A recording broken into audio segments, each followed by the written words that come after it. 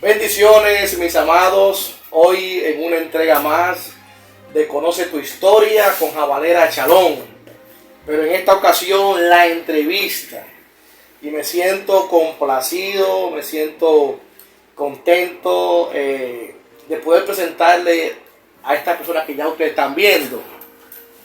Alguien para mí que ha trazado un camino, ha trazado un legado en el cual muchos de nosotros estamos pisando, y hay algo que me ha llamado mucho la atención de él, y es su integridad.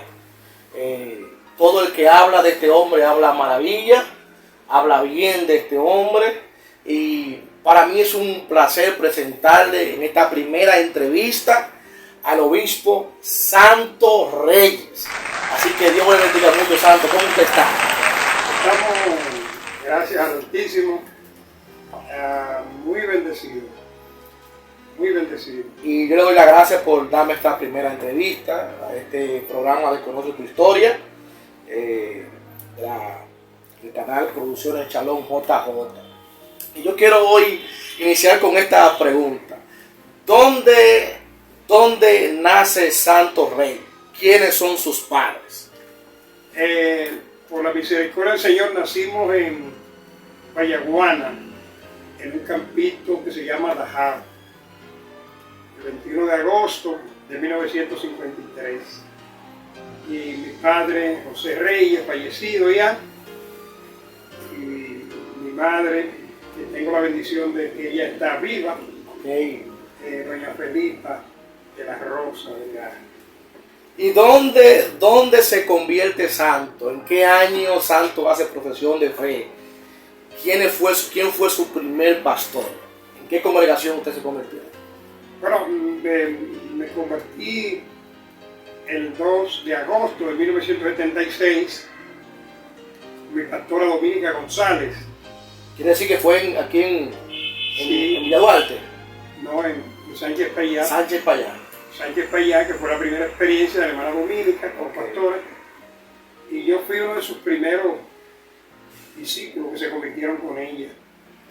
2 de agosto de 1976, la iglesia de la calle 14. Dominica tiene ya un tiempo ya trabajando. Oh, sí. Esa es mi madre espiritual.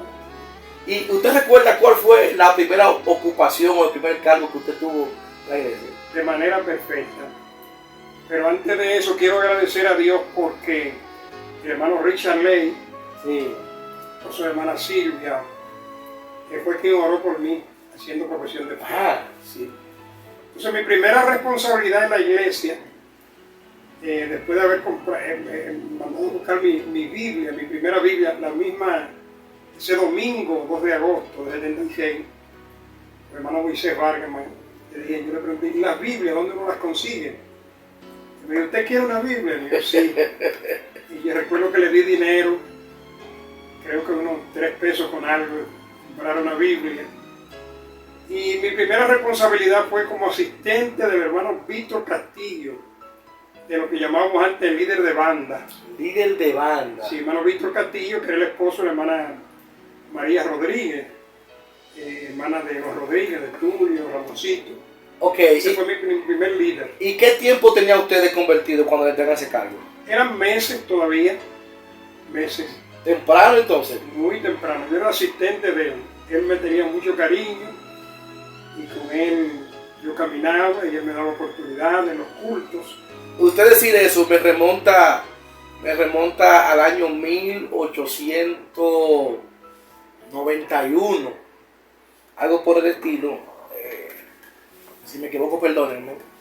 Cuando A.J. Tollinson, Ambrosio Joseph Tollinson, se convirtió. Dice que su primer cargo fue en la congregación fue maestro de escuela bíblica. Sí. Maestro de escuela bíblica, y ya a los 6 meses ya tenía ya esa posición. Y sí, muy temprano. Quiere decir que tienen parecido. Sí. Dios siempre explota eso en la gente que él llama. No hace regularmente temprano. Usted sabe que todos nosotros tenemos a alguien después de Jesús a quien uno tiene como parámetro, como un mentor. ¿Quién es el mentor de Santo Reyes? Bueno, mi pastora Dominica González, ¿verdad? Ella, una gran mujer a quien bendigo, ¿verdad? Y guardo un aprecio, consideración y respeto. Entonces la hermana Dominica es la persona que Dios utiliza para ver que Dios puede utilizarnos, aún siendo muy joven, ¿verdad? Solamente 23 años, cumplí ese mismo mes, el año 76, y la hermana Dominica es la persona que Dios utiliza. Esa es su mentora. Sí, la hermana Dominica, ella es el gran instrumento, ¿verdad? No solamente nuestro personal, sino de muchos otros líderes. Ahora, en lo que tiene que ver con nosotros personalmente, resultó que yo fui de los primeros, si no el primero, que se convirtió en su ministerio pastoral. ¿Con ella? Sí, si no fui el primero, fui de los primeros, porque ella recién llegaba a la congregación. Ok. En su primera experiencia pastoral. Ah, pues usted era como decía su niño bonito. Sí, no, esa es mi madre y de mi esposa también. Nosotros la queremos a ella como una madre. Precisamente le iba a preguntar, cuando usted se convierte, ¿ya usted era casado? No estábamos casados formalmente, estaba unido a la que es mi esposa ahora por 45 años. ¿Su nombre es? Iris Altagracia Mosén Reyes, madre de mis 5 hijos y de mis 8 nietos. ¿Ustedes se juntaron, se casaron cuándo? Nos casamos el 4 de octubre del 76. Pero ya estaban unidos desde el año... No, nos convertimos, ese mismo año nos bautizamos allá en la central con el obispo Pedro Rubén Vázquez. Sí. Y después de habernos casado el 4 de octubre, así que ese mismo año fue la hermana Dominica, una líder. Activó rápido. Sí, no, porque es una gran líder y ella, bueno, Dios la utilizó. Sí. Hay muy buena referencia a la hermana Dominica. Seguro que sí. ¿Y cuándo sale el obispo Santos Reyes a pastorear? ¿En qué año? Salgo a pastorear con el obispo Valera, cuando él llegue a esa primera convención, en el año 80. Entonces, ya después, antes había tenido otras responsabilidades en la iglesia. Sí. Trabajé con el hermano Félix Santiago, trabajé con él cuando él estaba aquí la primera oportunidad.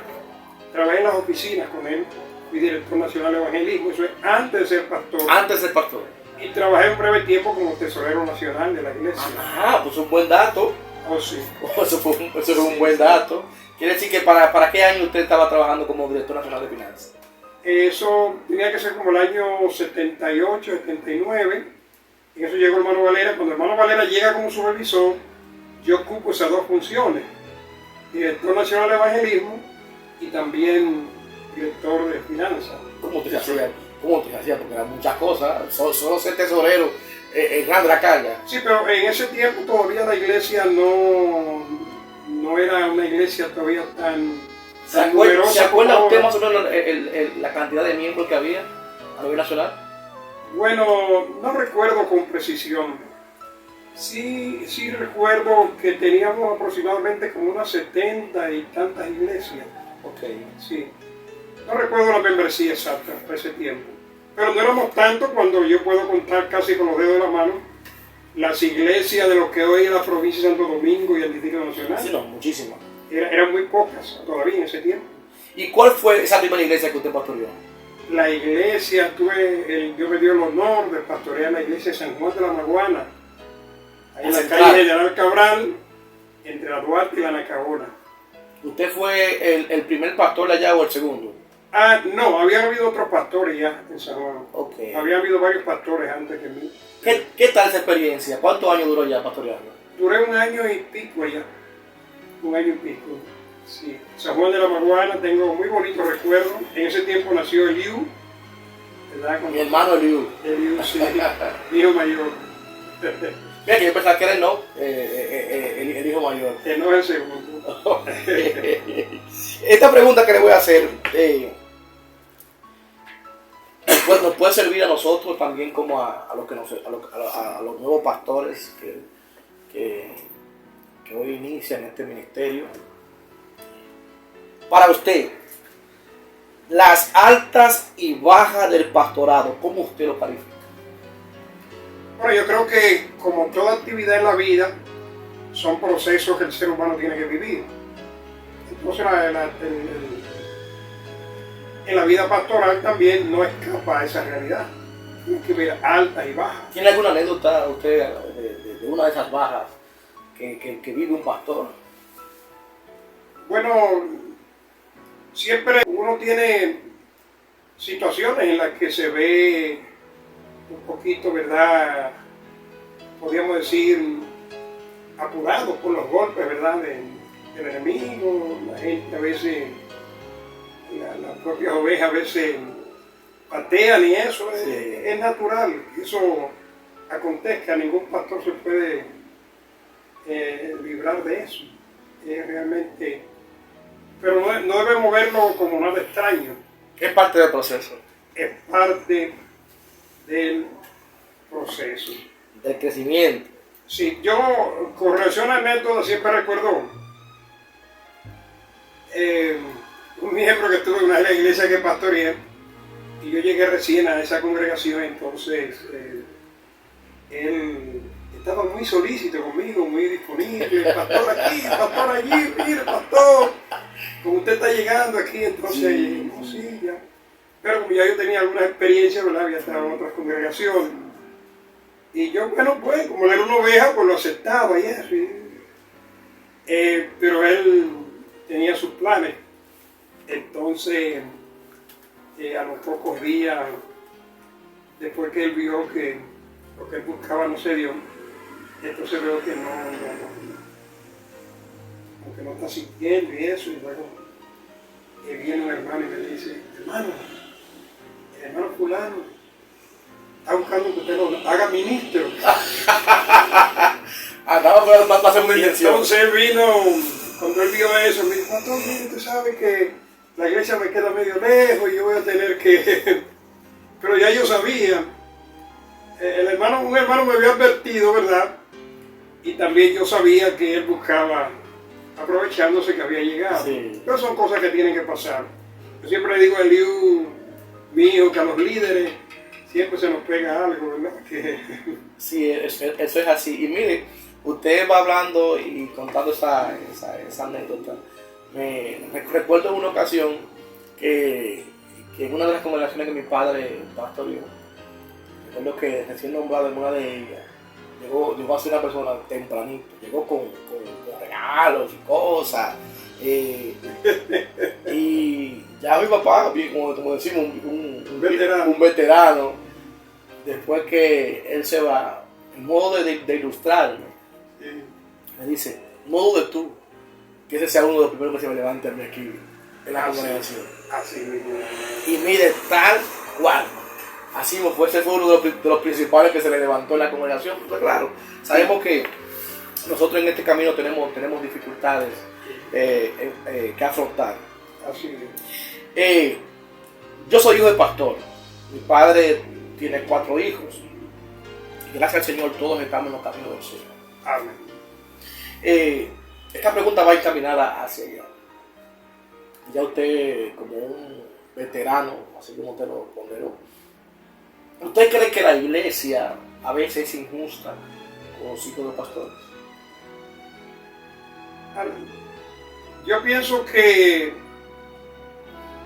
la iglesia hace todo aquello que alcanza, pero en honor a la verdad, no hemos contado nunca con una estructura de soporte a los muchachos, excepto una época que ustedes los jóvenes hijos de pastores aquí en Santo Domingo hacían una actividad que se reunían, pero de manera institucional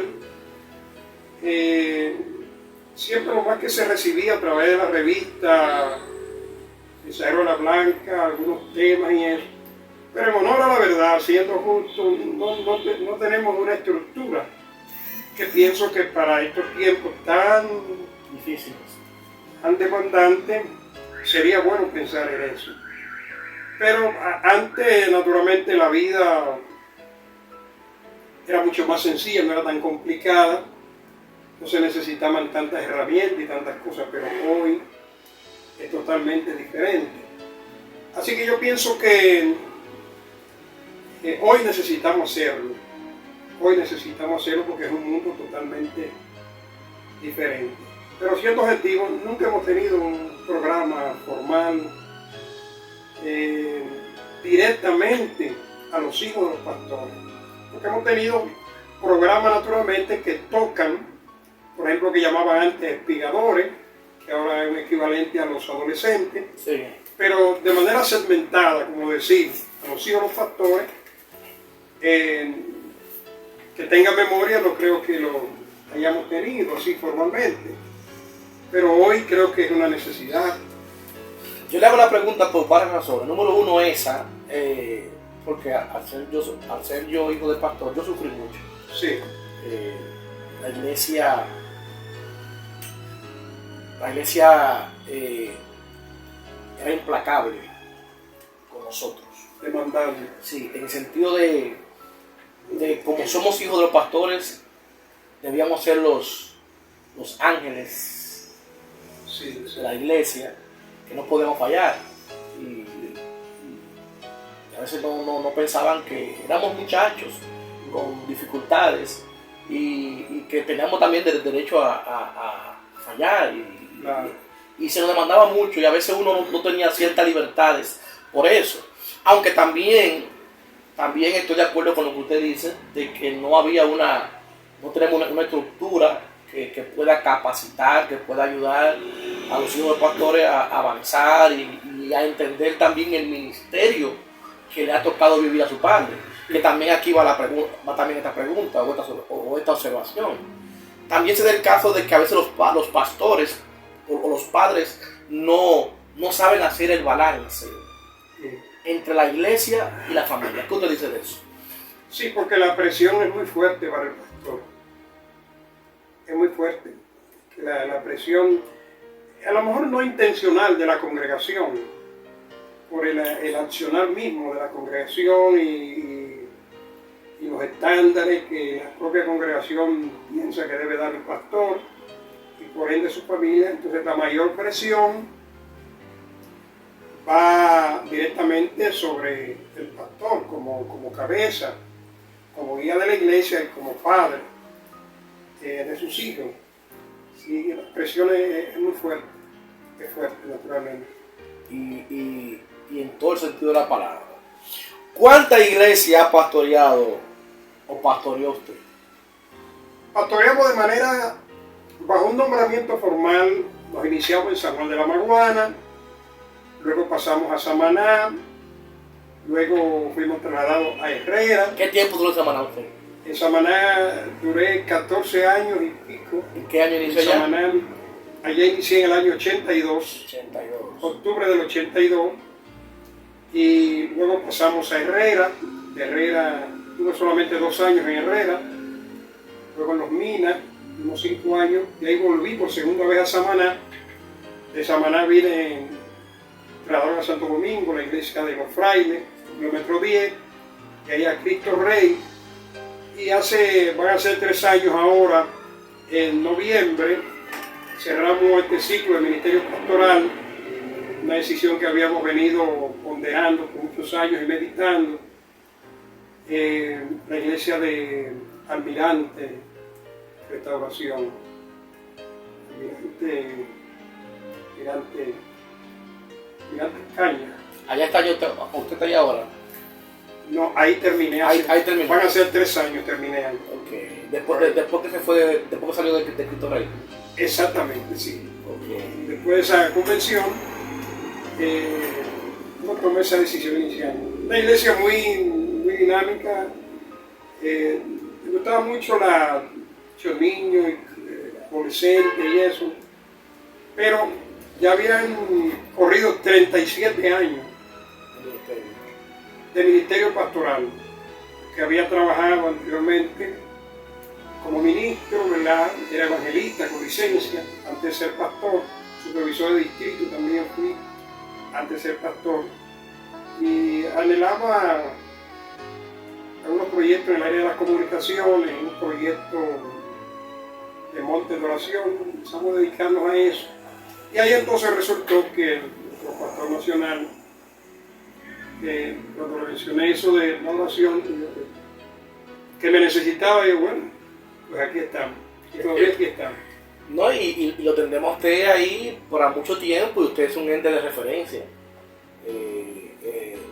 Yo soy lo que creo que hay lugares donde uno va a beber y usted es una fuente donde hay que tomar agua. Hay muchas experiencias que a nosotros los que estamos iniciando nos pueden servir. Y yo lo digo así, usted es una fuente que emana mucha agua y esa agua de experiencia es para nosotros ir a donde usted, alimentarnos de la vasta experiencia que ya usted le ha permitido cruzar. Y aún faltan muchas cosas más por hacer. Creo que sí.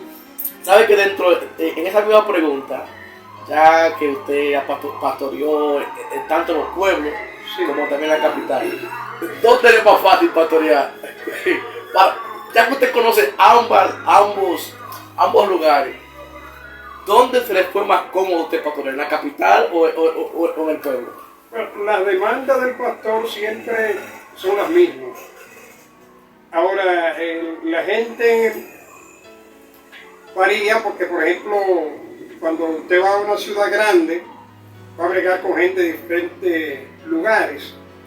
Y cuando está, por ejemplo, en un pueblo pequeño, regularmente la mayoría son las personas de ese mismo lugar, que tienen una característica muy homogénea. La diferencia es ya el contexto de la misma gente, ¿verdad? Entonces por eso la psicología, la sociología, siempre tiene que salpicar un poquito al pastor para poder hacer su trabajo, ¿verdad? Sí, porque he escuchado que pastores que dicen que estoy de acuerdo con lo que usted dice, que la misma demanda debe ser claro, son ovejas iguales. Mismo compromiso. Pero como que ellos lo miran de una óptica, como que en los pueblos, como que las cosas son como el trato al pastor, como que ellos lo entienden como que es diferente. Bueno, para mí, en mi propia filosofía personal, yo pienso que uno se respeta a sí mismo. Sí, claro.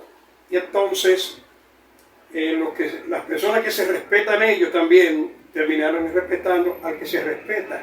Sí. ¿Verdad? Pero el humano es el humano. Siempre recuerdo una frase que el hermano Valera mencionaba mucho. Creo que no era de él. Me parece que de Simón Bolívar, no sé si no estoy cierto, pero la frase siempre el hermano Valera mencionaba: cuando un hombre hace bien, no es un Dios, y cuando hace mal, no es un demonio, es un hombre. Linda frase. Sí. Eso la gente es la gente donde quiera. Y de esas congregaciones que usted pastoreó, ¿cuál de ellas marcó su vida? Bueno, cada una jugaron un papel en nuestro desarrollo, en alcanzar herramientas, porque como le digo, la diversidad de personas nos van enseñando, ¿verdad? Las propias demandas que la gente tiene, la misma cosa que la gente necesita, en la que uno le apoye, le aporte. Naturalmente, de todas las iglesias que he pastoreado, hay una iglesia que tuve en 2 oportunidades. Indudablemente esa congregación fue donde se criaron mis hijos. Sí. Nacieron 4 de ellos, porque Liu, precisamente en el año que llegamos a Samaná, tenía 1 año nada más, y todos los demás nacieron allá, en Samaná. Entonces, naturalmente, por esa realidad natural, ¿verdad? Samaná vino a convertirse, donde está la gente que se pasaron a ser nuestra familia, como una cosa natural, pero cada congregación tiene un valor, y debo decir que todos los días doy gracias a Dios por esas congregaciones, todos los días. En mi oración doy gracias a Dios y bendigo a los pastores que están en ella, a las comunidades y a la congregación, porque todas ellas son parte de todo el conjunto. Pero Samaná, naturalmente, por esa realidad de tantos años, 14 años y pico luego, y más adelante otra cantidad de años, 7 años más, entonces, naturalmente, toda una vida. ¿Qué usted cree que pasó por el cual nosotros como institución, a los inicios de este concilio, no pensamos en esa clase media alta, que nos enfocamos en plantar congregaciones en barrios, en esos lugares de bajos recursos, y como que olvidamos un poco esa clase media alta? Ok, parece que es una realidad no solamente de la República Dominicana, sino de muchos otros países, porque hemos escuchado el mismo comentario de obreros que vienen de otros lugares dentro de la iglesia a compartir con nosotros, y siempre ellos hacen referencia de esto. Puede que haya tenido que ver con un enfoque inicial que luego entonces se sigue perpetuando de manera inconsciente casi. Pero gracias a Dios eso ha ido cambiando, porque ha ido llegando gente a la iglesia que tiene otro entorno. Y por ejemplo, antes también teníamos una modalidad muy cerrada de las actividades y en el pensamiento con relación a algunas cosas, ¿verdad? Entonces todas esas cosas contribuyen. Realmente, como la iglesia que nació así, con ese principio de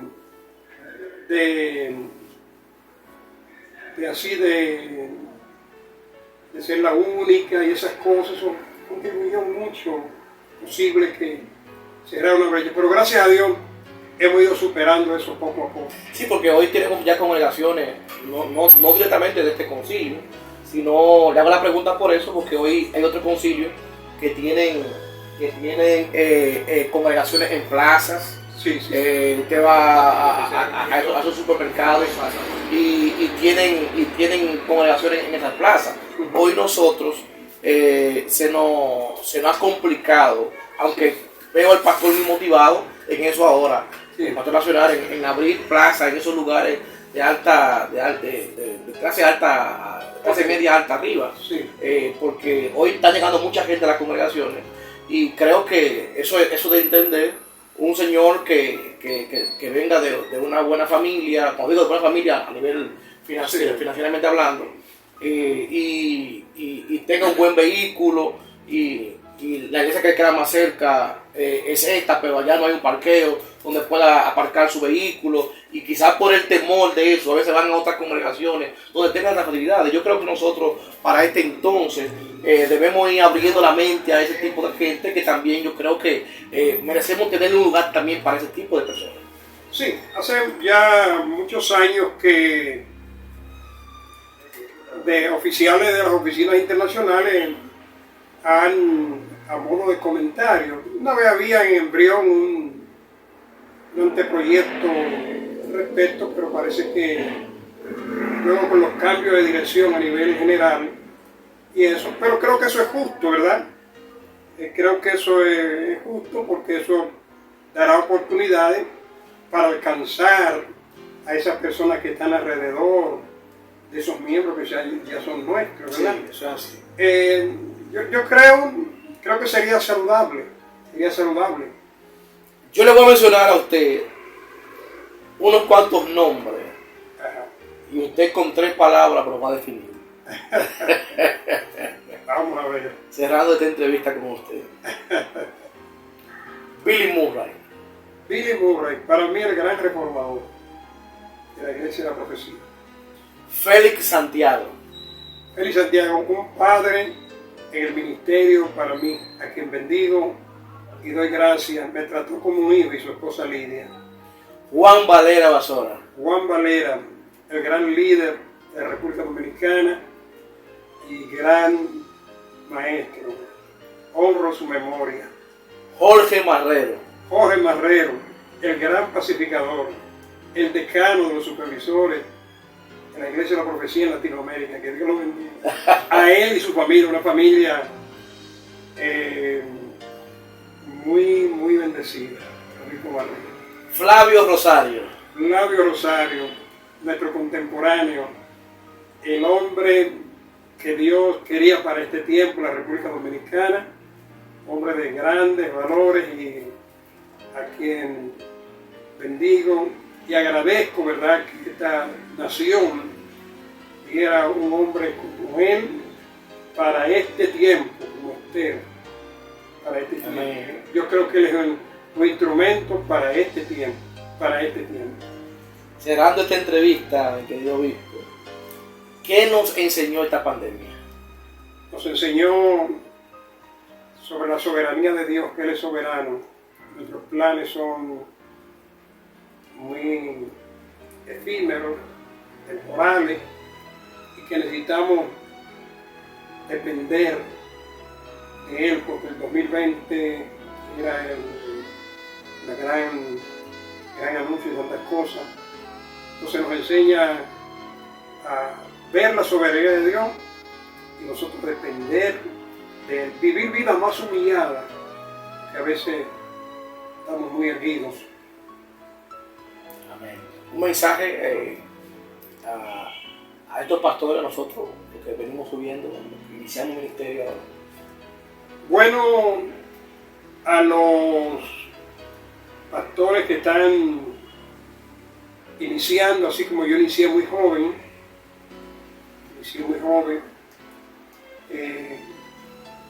pues que busquen al Señor de todo corazón, que no hagan mercadería de su ministerio y que le permitan a Dios que Él mantenga la gloria que le pertenece a Él, que no se exalte,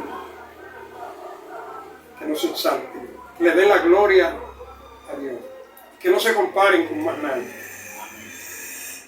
Muchas gracias por esta linda entrevista. La verdad que me he sentido, como digo, confianza. Lo he visto, lo he sido viviendo a usted, Sí. su testimonio. Para mí es un placer estar acá. Amén. A los que nos siguen, muchas gracias. Suscríbanse al canal. Producciones Shalom JJ. Obispo, muchas gracias. Esto es Conoce tu Historia. Amén.